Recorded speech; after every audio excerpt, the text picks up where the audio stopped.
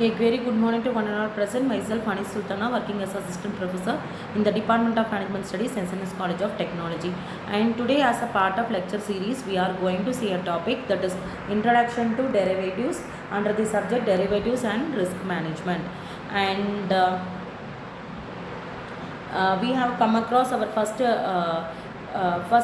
topic of the unit, and we have discussed very well. We have discussed about the how the derivatives. So now we have the question in our mind. Basically, I had, because while preparing the PPT, like from the like first topic and second topic, now I have like why not financial derivatives, why not derivatives management, why this is derivatives and risk management. And to the point, when it is compared over to our previous regulation and today 23 syllabus, the fourth and fifth unit which talks about the risk management.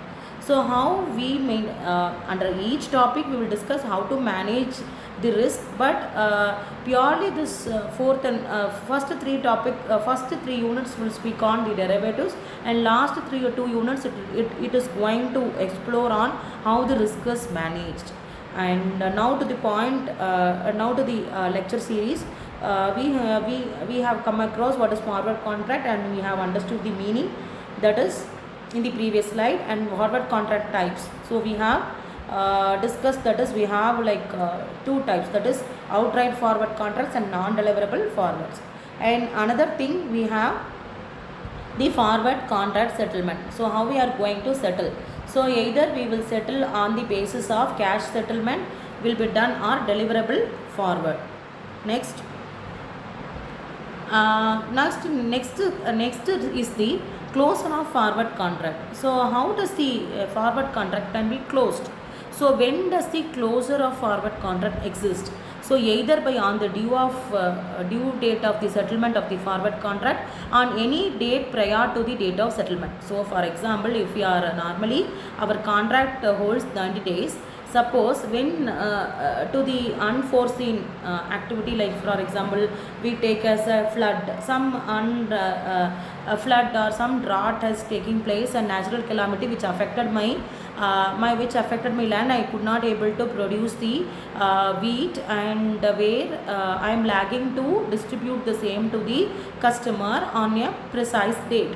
So now here I am thinking about to cancel or closure of my forward contract. Well, it has been done, yes, it can be executed. So when it can be executed, either I can close my contract on the date of the, that is on the due date of the settlement. For example, if I am talking that today is 13th of August, and my contract ends on November 13th. So September, October and November 13th, either I can close my contract on 13th, or I can close any date prior to the contract date. That is like either I can close in the September. Suppose I am facing the natural calamity in the month of September, I can close either in the September or October, but not beyond the due date, which is where the contract itself it closes automatically. So any date, that is it is any date prior to the date of settlement. So here what is the medium, how it is happening, either rollover, honor or cancel. Either I am rolling over, either I am taking my forward contract, again I am forwarding it for another 3 months with the mutual agreement, that is already we have discussed, that is it is a customized agreement. Or honor, whether honor with closing out can be done in 3 ways, that is rollover, either I am completely cancelling over, or either I am doing out rollover. I am again changing my maturity period, and that is the forward expiry period, and honoring. I am asking myself to the buyer what to do. So he will decide whether the contract can be cancelled or rollover. So this is what the closure of forward contract. Here we have assessment. So what does the financial derivative normally includes?